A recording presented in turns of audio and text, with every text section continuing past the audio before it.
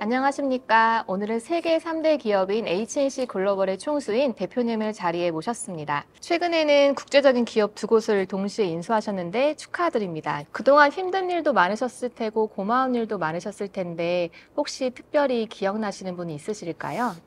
제가 회사에 입사하고 인턴 사원일 때 온갖 고생을 마다하지 않고 도와주신 선배님이 계셨습니다. 그분이 저 하나 사람 만들겠다고 하루 종일 붙으셔가지고 엄청 고생을 했죠. 우리 팀에서 쓰고 있는 공용어니까 잘 외워두는 게 좋아요. 저 선배님, 혹시 이거는 어떻게 하는 거였죠? 다 만들면 저한테 알려주시고, 알겠죠? 네. 저장했어요? 저장 한 번도 안 했는데.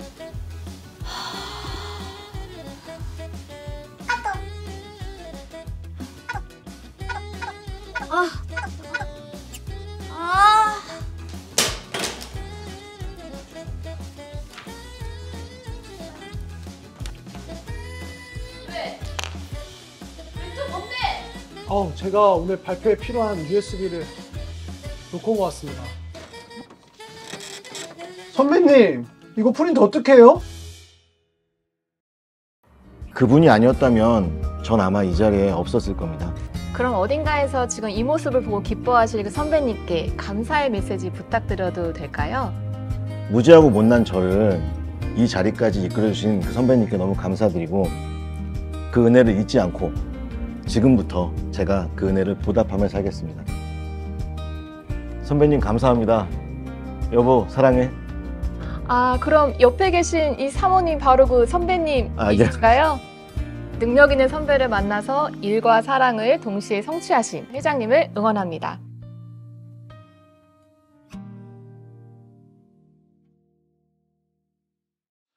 여러분, 한 사람의 이제 그 성공 스토리 뒤에는 반드시 어떤 만남이 있어요.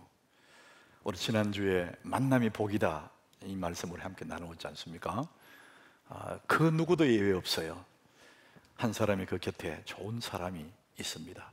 그래서 우리가 좋은 만남을 통해서 우리 인생은 점점 빛나게 되는 것이죠.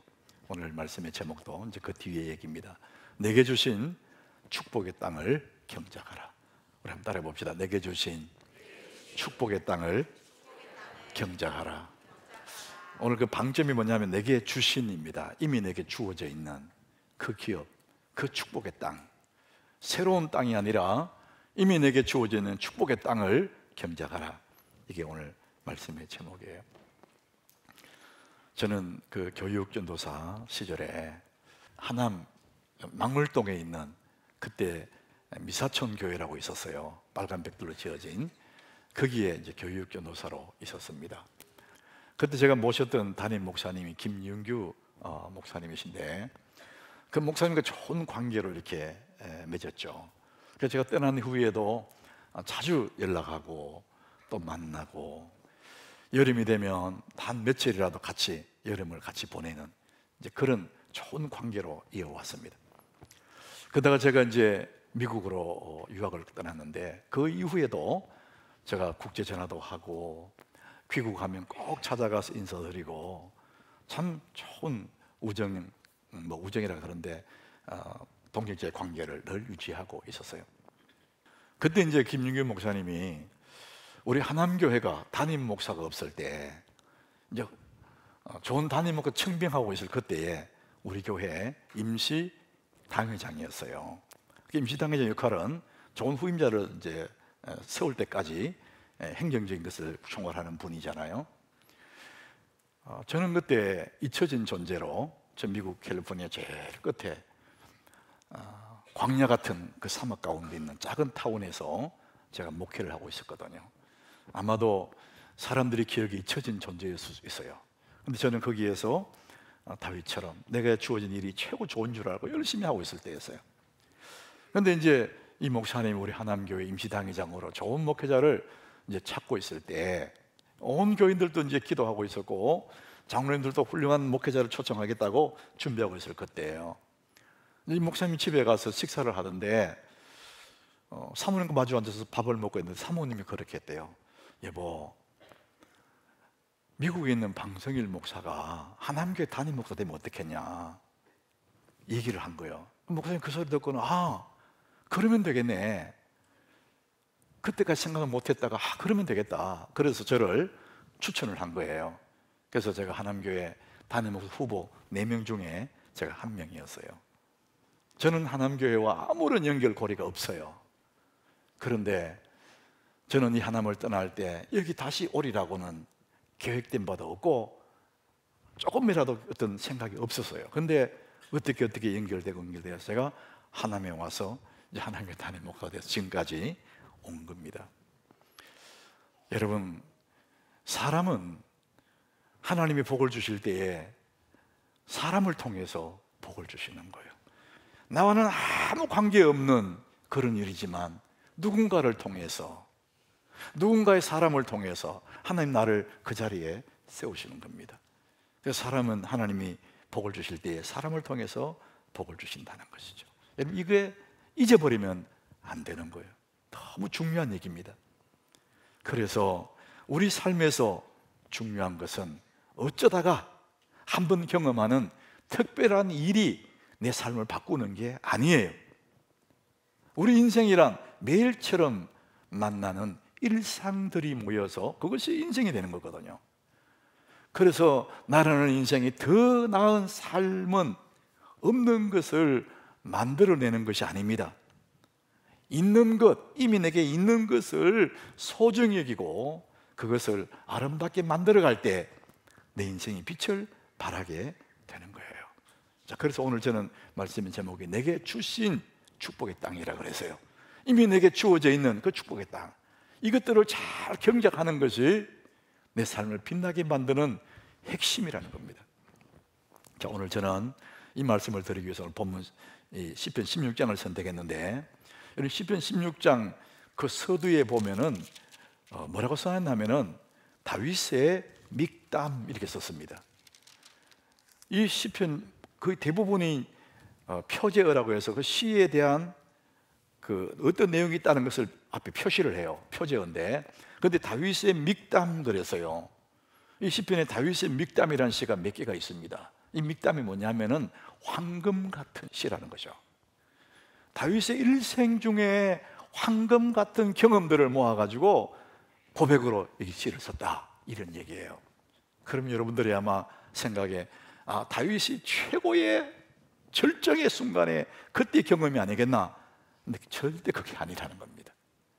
우리는 황금 같은 시간이라면 최고의 순간의 경험을 얘기했을 것 같은데 그게 아니고 가장 괴로울 때, 가장 힘들 때 그것이 믹담이다. 자, 오늘 1절에 이제 그 표현을 썼거든요. 하나님이여 나를 지켜주소서, 내가 죽게 피하나이다. 이때의 다윗의 상황은 뭐냐면 사울을 피해서 도망 다닐 때예요. 사울 왕이 자기를 죽이려고 그러니까 그 조그마한 유대 땅에 도망갈 데가 없어요. 피할 데가 없어. 그래서 주님, 나는 피할 곳이 없어요. 내가 죽게 피합니다. 이런 고백을 해요. 갈 곳도 없고 하나님께 피했다, 이런 고백을 씁니다. 자, 그런데 그러면은 다윗이 도망 다니니까 정처 없이 갈 곳도 없고 하니까 주님, 내가 하나님께 피합니다. 나의 피난처 되신 주님, 이것은 이해가 되겠는데 이해가 안 되는 구절이 나옵니다. 6절입니다. 오늘 저는 이 6절을 중심으로 말씀 나눌 거거든요. 굉장히 중요한 내용입니다. 우리 같이 읽어봅니다. 내게 줄로 재어준 구역은 아름다운 곳에 있으며 나의 기업이 실로 아름답도다. 조금 전에 말씀드렸어요. 다윗이 사울을 피해서 도망 다니고 있어요. 갈 곳 없이 정처 없이 떠다니는 신세입니다. 아무것도 없어요. 그런데 뭐라고 표현하냐면은 내게 줄로 재어준 구역은 아름다운 곳에 있으며 나의 기업이 실로 아름답대요. 아무것도 없는데 무슨 기업이 있습니까? 우리 이해가 안 되는 고백을 보게 됩니다.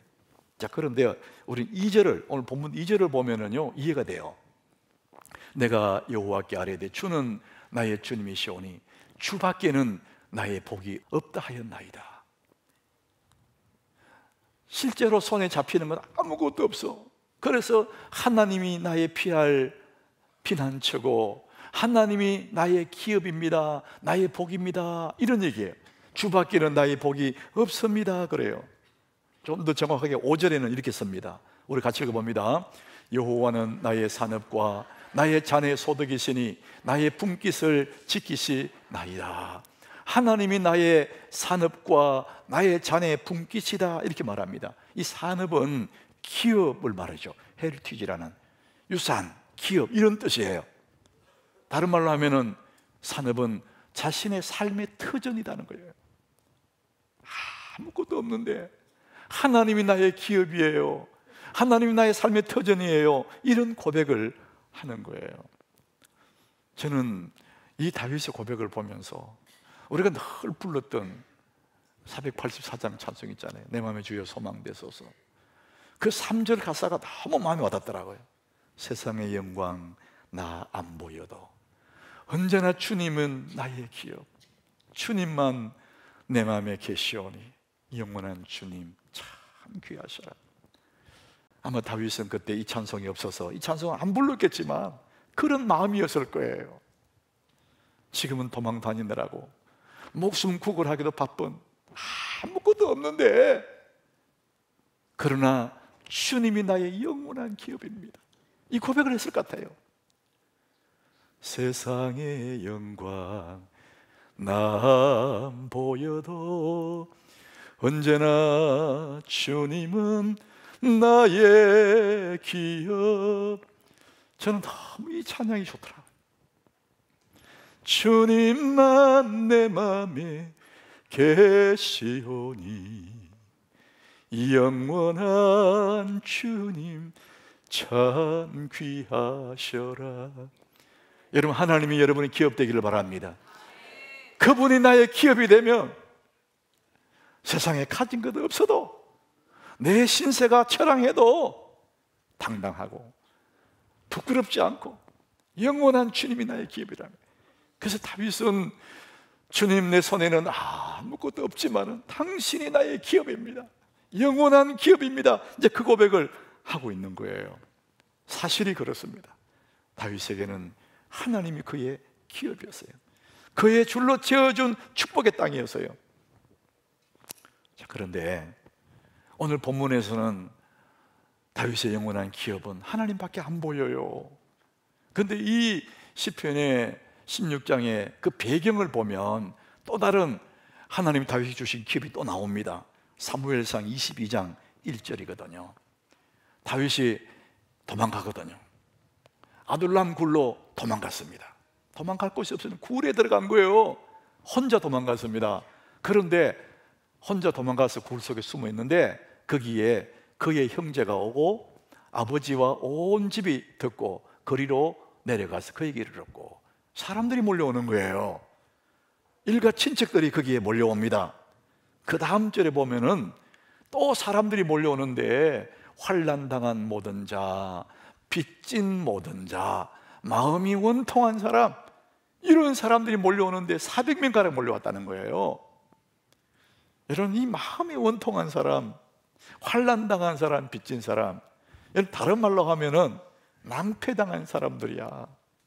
세상에서 상처받은 사람들이에요. 그러나 이 사람들이 거친 사람들입니다. 늘 한이 많은 사람들이에요. 이런 사람들이 장차 어떻게 되냐 하면은 다윗의 정의 부대가 돼요. 그리고 이 사람들이 믿음의 용사들이 되고 다윗이 이스라엘 나라의 왕이 됐을 때에 중요한 역할을 감당한 사람들이 이 사람들이었어요. 여러분, 우리가 뭘 볼 수 있습니까? 다윗이 굴 속에 숨어 있을 때 하나님이 돈을 보내거나 황금마차를 보내오는 게 아니고 사람을 보내오는 거예요. 그래서 그 사람이 다윗에게는 축복의 땅이에요. 줄로 채워진 구역이란 말이죠. 여러분, 우리가 꼭 그것을 기억해야 됩니다. 하나님이 우리에게 복을 주실 때에 사람을 보내시고 사람을 통해서 복을 준다는 사실을 여러분 기억을 하셔야 됩니다. 그래서 내게 주어진 이 사람들과 좋은 관계 못 맺으면 나는 하나님의 복을 발로 차는 사람과 똑같은 거예요. 다윗에게는 돈을 보낸 것이 아니고 황금마차를 보낸 것이 아니라 사람들을 보냈어요. 그것도 겉으로 보기에는 소망 없는 사람들이야. 그러는 다윗은 그들과 좋은 관계를 유지해요. 그래서 그 사람들이 나중에 용사가 되고 다윗의 나라의 별 같은 사람이 되고 정의 부다가 되는 이런 사람이 됐단 말이죠. 우리 주변에 있는 사람들이 하나님 줄로 지어준 축복의 땅이라는 사실을 여러분 기억을 하셔야 돼요. 그래서 우리는 이미 받은, 내게 이미 주어진 이 사람들과 잘 지내는 것, 그것이 축복을 경작하는 것입니다. 관계의 기술이라는 것이죠. 우리 다시 6절을 읽어보겠습니다. 같이 읽습니다. 내게 줄로 지어준 구역은 아름다운 곳에 있으며 나의 기업이 실로 아름답도다. 자, 다윗에게 있어서 고백으로 내게 줄로 지어준 구역 아름답습니다. 나의 기업이 실로 아름답다 말했는데, 여러분 우리 자신에게 이 말씀 적용해 보세요. 내게 주어진 기업이 뭐가 있죠? 하나님 내게 줄로 지어진 구역, 주님이 내게 주신 그 축복의 땅이 어디에 있을까? 저는 이 말씀을 숙고하고 숙고해 봤어요. 하나님이 내게 주신 가장 우선적인 첫 번째 축복의 땅은 바로 나 자신이에요. 내가 축복의 땅이에요. 사람들은 자기를 업신여겨요. 자기를 좋아하지 않습니다. 자기 자신을 미워하는 사람도 있고 굉장히 싫어하는 사람이 있습니다. 여러분, 자기 자신을 인정하지 않으면 우리의 삶 자체가 어려워요. 여러분은 자신을 어떻게 생각하십니까? 대부분의 사람들이요, 자기를 좋아하지 않아요. 왜 그렇습니까? 다른 사람하고 비교하거든요.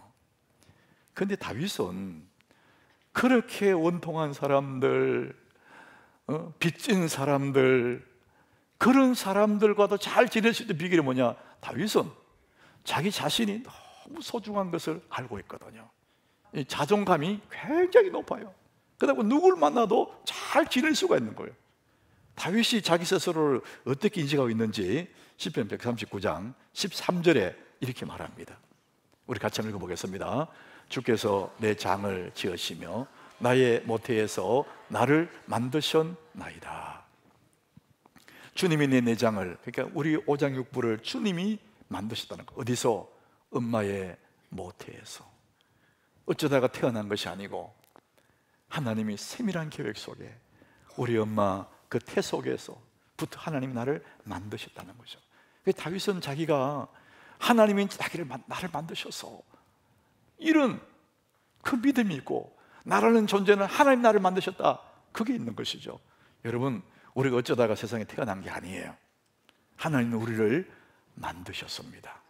여러분의 엄마의 태 속에서 하나님 나를 만드셨다는 겁니다. 뿐만 아니라 그 다음 절에 보면은 이런 고백이 나와요. 우리 같이 읽어봅니다. 내가 주께 감사하오면 나를 지으심이 심히 기묘하심이라. 주께서 하시는 일이 기이함을 내 영혼이 잘 아나이다. 하나님이 나를 만드신 거 분명하고, 만드셨는데 얼마나 감사한지 나를 심히 기묘하게 만들었다는 거예요. 여러분, 심히 기묘하다, 너무나 신비스럽다, 이런 의미도 있겠고, 이전에 한글 성경에는 신묘막측하다 이렇게 기록을 했어요.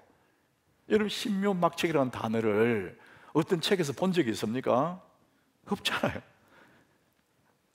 너무 신비롭고 너무나 감사해요. 하나님 나를 이렇게 만들어 주셨군요. 표현할 길이 없으니까 신묘막측하다, 심히 기묘하다. 다윗은 자기 자신이 하나님 만드는 것도 알았지만 너무 이렇게 멋지게 기가 막히게 만드셨다. 영어성에서는 원더풀이라고 그래요. 최고의 걸작품으로 하나님 나를 만드셨다. 그것을 자기가 믿고 있는 거거든요. 사랑하는 여러분, 우리는 하나님 만드셨습니다. 그리고 너무나 소중한 존재로 하나님 나를 만드셨어요. 신묘막측한, 너무 신비스러운 존재가 바로 나라는 겁니다. 이것이 하나님 내게 주신 축복의 땅이에요. 그래서 내 자신을 여러분 귀하게 여기셔야 되거든요. 우리 한번 따라해 봅시다. 나는 소중하다. 나는 참 소중하다. 여러분, 그 고백이 진짜 여러분의 고백이 되셔야 돼요. 나는 참 소중해. 다윗이 그런 거예요. 와, 신문맥측하다. 너무나 멋지네 내가, 이런 얘기죠. 근데 여러분, 그거는 여러분 혼자 해야지. 사람 앞에 가지고 난 너무 멋져.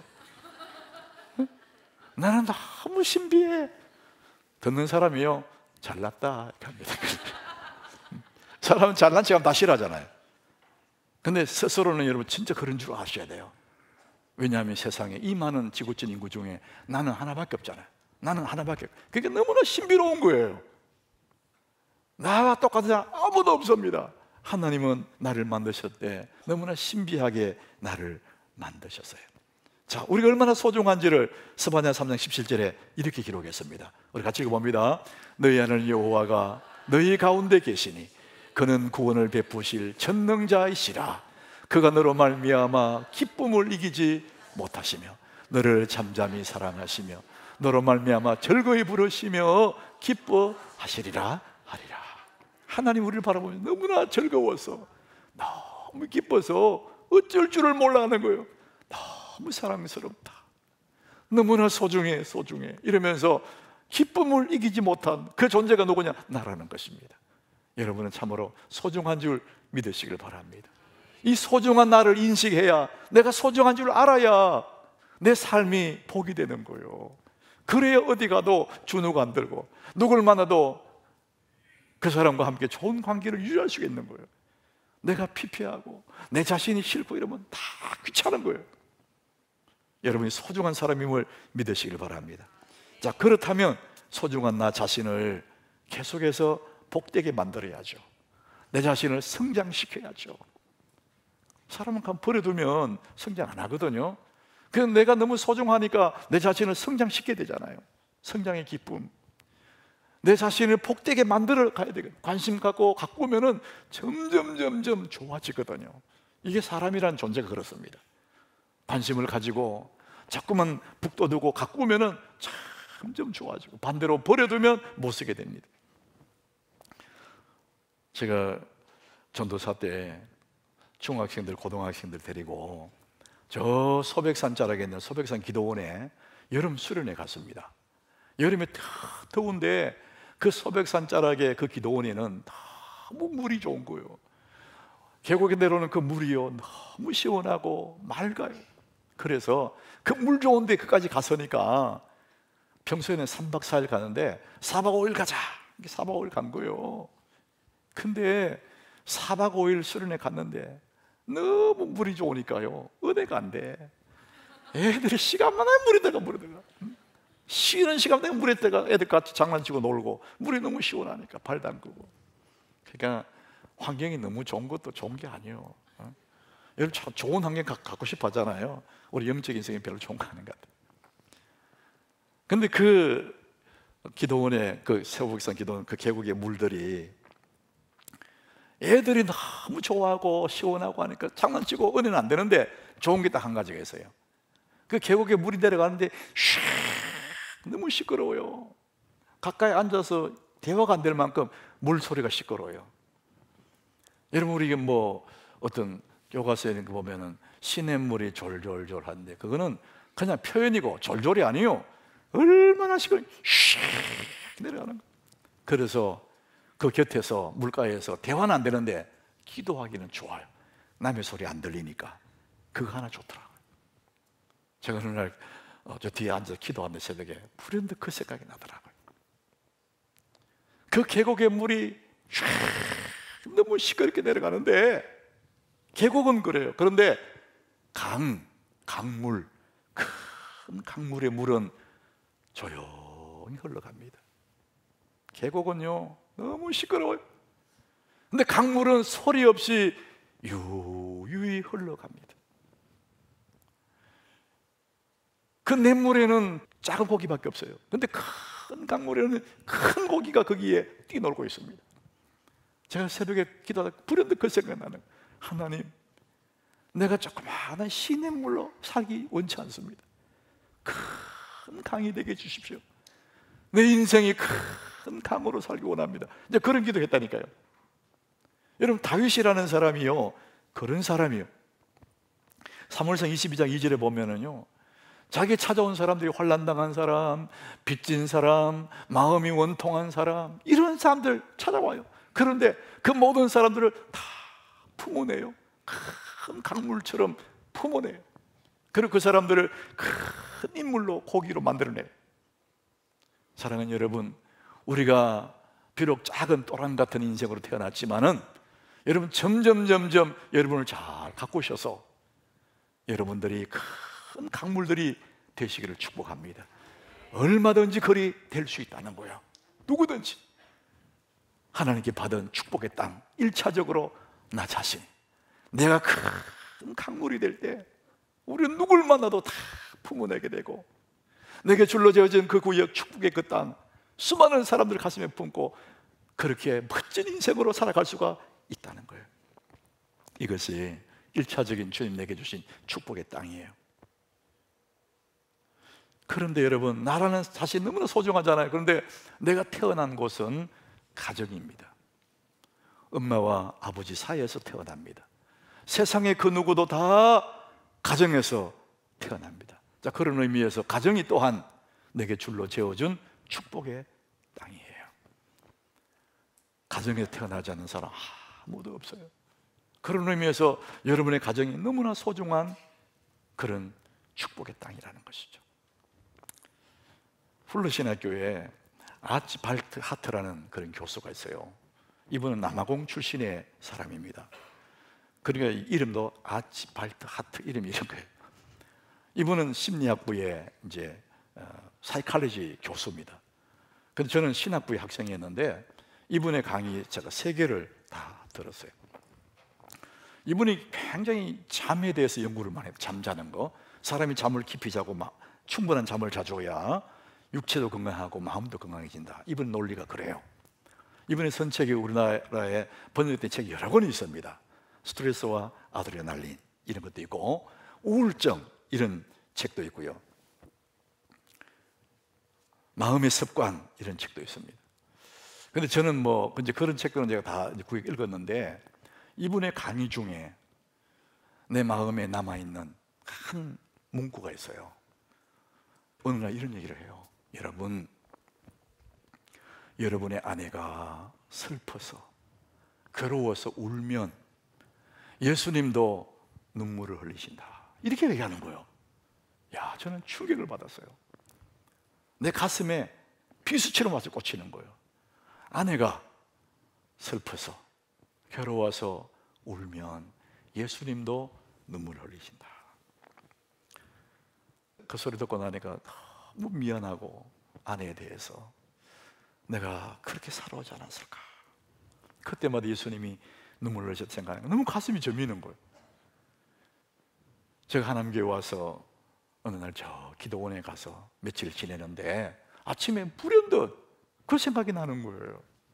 그래서 아내가 생각났어요. 그래서 그날 아침에, 이른 아침인데 제가 노래를 하나 이렇게 다운받아가지고 아내에게 보냈습니다. 그 노래 제목이 당신만은 못해요, 그런 제목이에요. 가사가 너무 아름다워요. 우리 하나님교회 남편들 한번 잘 들어보세요. 좋은 곳에 살아도 좋은 것을 먹어도 당신의 마음 불편하면 행복이 아닌 거죠. 웃고 있는 모습이 행복하게 보여도 마음속에 걱정은 참 많을 거예요. 사랑도 나무처럼 물을 줘야 하는데 가끔씩 난 당신께 슬픔만을 줬어요. 너를 사랑한다고 수없이 말을 해도 내가 내 맘 아닐 땐 화낼 때도 많았죠. 후렴은 제가 한번 불러보겠습니다. 세상 사는 게 바빠 마음에 틈이 생겨 처음 했던 약속을 지키지 못하지만 이 세상에 무엇을 나에게 다 준대도 가만히 생각하니 당신만은 못해요. 어떻습니까, 여러분? 네? 내가 노래 잘 못 불러도 그 마지막 부분이 사랑해, 난 늘 사랑해, 사랑해, 난 늘 사랑해 이렇게 끝나거든요. 우리 하남교회 우리 남편 된 여러분들, 여러분 아내에게 잘 하시기 바랍니다. 네, 남편들 아멘 하세요. 네. 아내가 슬퍼하고 괴로워서 눈물을 흘리면 예수님도 그 옆에서 눈물을 흘리신다는 거예요. 우리 하남교회 아내 여러분 남편들에게 잘 하시기 바랍니다. 그것이 여러분이 주어진 축복의 땅이에요. 내게 주어진 축복의 땅이 가정이에요. 세상에 천하 없는 무엇을 얻었다 할지라도 여러분 가정이 황폐해지면 여러분 불행해지는 겁니다. 내게 주어진 축복의 땅, 주님이 줄로 지어준 축복의 땅은 이미 내게 있는, 내 주변에 있는 사람들이래요. 직장에 가면 직장의 사람들, 교회 오면 교회에 만나지는 이 모든 사람들이 주님 내게 복을 주시게 주신 축복의 땅이라는 것이죠. 이것을 잘 경작을 해야 되는 거예요. 우리는 이 주어진 이 축복의 땅을 어떻게 경작할 것인가? 전 지난주에 여러분에게 존중을 얘기했어요. 존중. 오늘도 그 뒤에 얘기를 좀 해보겠습니다. 마릴린 몬로라는 여러분 당대의 유명한 배우, 가수, 배우 있지 않습니까? 이 마릴린 몬로 돈을 가졌습니다. 이 사람은 인기도 가지고 있습니다. 그야말로 부귀영화를 다 한 몸에 가지고 있는 사람입니다. 가는 곳마다 사람들이 환호를 하고 팬들이 얼마나 몰려오는 그런 사람이에요. 그런데 이 사람은 늘 외로워했습니다. 주변에 환호하는 사람 그렇게 많은데 늘 외로워하면서 자기 인생을 이렇게 비유해요. 나의 인생은 파장하여 문 닫은 해수욕장과 같다. 여러분 해수욕장을 개장하면 사람들이 몰려오잖아요. 그런데 파장된 해수욕장, 그 많은 사람들이 다 떠나버려요. 텅 빈 늦가을 해수욕장, 너무나 쓸쓸한, 자기 인생은 바로 파장한 해수욕장과 같다, 이렇게 말하는 거예요. 그러면서 너무 외로워하는 거예요. 밤마다 전화기를 들고 누군가와 통화하면서 잠들지 않으면 외로워 잠을 못 잘 만큼 외로운 인생을 살았다는 거예요. 여러분 이해가 안 되잖아요. 그 주변에 그렇게 많은 사람이 있고 부귀영화를 다 누리는데 왜 외로울까? 이유는 딱 한 가지입니다. 그렇게 많은 사람이 있어도 모두가 다 서침의 관계예요. 이 서침의 관계라는 것은 가면을 쓰고 있는 가면의 만남이라 그래요.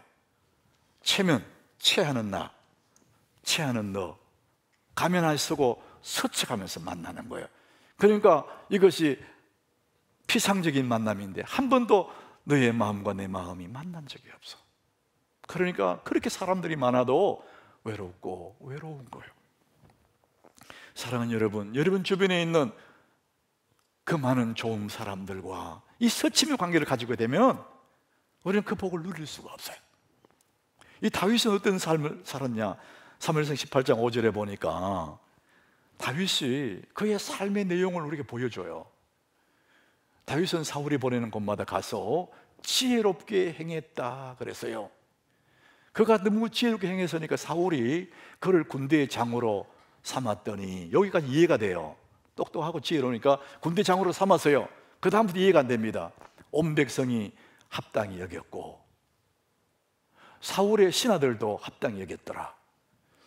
저 베들레헴 보지도 못한 촌사람이 와서 어느 날 군대 장이 딱 되니까 백성들이야 오 그래 다윗이 될 만하지 이렇게 말했다 할지라도 신하들, 사울 곁에 있는 그 사람들이 다윗을 시기해야 되잖아요. 권력은 나눠 갖지 않는다잖아요. 그런데 시기하지 않고 사울의 신하들도 합당히 얘기했더라. 그래 다윗이라는 사람 군대장 될 만하지, 그래 인정해, 이런 얘기예요. 왜 그랬을까요? 다윗은 모든 사람들과 좋은 관계를 유지하는 거예요. 그러다 보니까 다윗이 올라갈지라도 시기하거나 질투하지 않아요. 합당히 여겼더라 이렇게 말합니다. 어떻게 했길래? 저는 이 말씀을 준비하면서 다윗이 어떤 성품을 가졌을까? 세 가지 T가 있습니다. 세 가지 T 성품을 가졌다. 3T라고 말합니다. 첫 번째 T는 thanks, 감사. 다윗은 다 감사하는 마음을 가지고 있는 거예요. 자, 오늘 본문에 우리가 힌트를 볼 수 있는데 6절에 보면 내게 줄로 지어진 구역은 아름다운 곳에 있으며 나의 기업이 실로 아름답도다. 아무것도 없는데 하나님 나의 기업입니다 그러면서 참 참 감사합니다. 그 얘기잖아요. 나의 기업이 실로 아름답다. 하나님 정말 감사해요. 다른 말로 하면은 이런 겸손하지 않으면요 감사할 수가 없어요. 여러분, 교만한 사람 절대 감사하지 않습니다. 다윗은 너무 겸손한 거예요. 그러니까 늘 감사가 있는 겁니다. 자, 두 번째 T가 있습니다. Tear, 눈물을 얘기합니다. 여러분, 눈물은 진실을 얘기하잖아요. 사람이 눈물을 흘린다 그래서 진실이죠. 다윗은 진실한 사람이어서요, 시편 56장 8절에 보면 다윗의 일생 중에 다윗은 다 눈물을 흘렸거든요. 나의 눈물을 주의 병에 담으소서. 그러니까 늘 눈물의 세월을 보냈거든요. 그러니까 늘 사람이 진실하게 보냈다는 거죠. 여러분, 진실한 사람 곁에 사람들이 모이거든요. 진실하지 않는 그런 사람들 곁에 사람이 있을 수가 없습니다. 예수님의 별명이 진실이에요. 내가 진실로 너희에게 이르노니. 예수님 별명이 진실인데 다윗이 진실한 삶을 살았다. 세 번째 T는 신뢰, trust, 믿을 만한 사람. 다윗이 그런 사람이었다는 거야. 오늘 본문의 8절도 그 얘기합니다. 내가 여호와를 항상 내 앞에 모시며 그가 나의 오른쪽에 계심으로 내가 흔들리지 아니하리로다. 흔들리지 않는다는 말은 변함이 없다, 그 말이에요. 오늘 이랬다가 내일 저랬다가 왔다 갔다 하는 사람을 신뢰할 수가 없어요. 믿을 수 없는 그런 사람 곁에 누가 사람이 있습니까? 그 다윗은 끝까지 흔들리지 않고 끝까지 변함없는 그런 사람으로 사람들과 좋은 관계를 맺은 거예요. 원통한 그 사람들, 상처받은 그 사람들도 끝까지 함께 가잖아요. 사랑이란 것은 끝까지 가는 거예요. 여러분, 이 우정의 만남은요 끝까지 가요. 변질되고 이랬다 저랬다 이런 사람들은 사람 곁에 없어요. 그러나 진실한 사람은 끝까지 그 우정의 관계를 계속하는 것입니다. 사랑하는 여러분, 그분이 바로 예수님이지 않습니까? 예수님은 변함이 없는 분이에요. 우리가 자꾸 변하지 주님은 변함이 없어요. 요한복음 13장 1절에 우리 같이 한번 읽어보겠습니다. 6월절 전에 예수께서 자기가 세상을 떠나 아버지께로 돌아가실 때가 이런 줄 아시고 세상에 있는 자기 사람들을 사랑하시되 끝까지 사랑하시니라. 자기 사람들 사랑하는데 그 사랑이 변하는 것이 아니라 끝까지 사랑하시니라. 따라합시다. 끝까지 사랑하시니라. 이게 신뢰할 만한 사람의 모습이라는 거죠. 언제까지나 변함이 없어. 그래서 이 세 가지 T입니다. 감사와 눈물과 눈물 진실이죠. trust, 신뢰할 만한 사람. 이 세 가지 성품을 가지고 사람들 대하면은 누굴 만나도 잘 지낼 수가 있습니다. 여러분, 그것을 우리가 내 속에 개발하셔야 돼요. 저는 오늘 여러분에게 결론적으로 말씀드려 봅니다. 여러분, 불행이 어디서 오는 걸까? 우리의 불행이라는 것은 가지고 싶은 것을 못 가져서 불행한 게 아니에요. 오히려 이미 가지고 있는 것을 소중하게 여기지 못하기 때문에 불행한 것입니다. 여러분들이 좋은 사람 못 만나서 내 인생에 복 못 받는 게 아니에요. 이미 내가 만난 수많은 사람도 있는데 이 사람들 좋은 관계를 갖지 못하기 때문에 내가 늘 불행한 것입니다. 사랑하는 여러분, 하나님은 여러분에게 줄로 지어준 구역이 있습니다. 여러분에게 복을 주기 위해서 사람을 이미 보냈어요. 축복의 땅을 줬어요. 우리는 그것을 잘 경작함으로 지금보다 더 아름다운 삶을 살아갈 수가 있는 것입니다. 축복의 땅을 잘 경작하십시오. 그러면 여러분은 날마다 점점 아침 햇살같이 빛나는 삶을 살아가게 될 것입니다. 이 복을 누리시기를 예수 이름으로 축복합니다.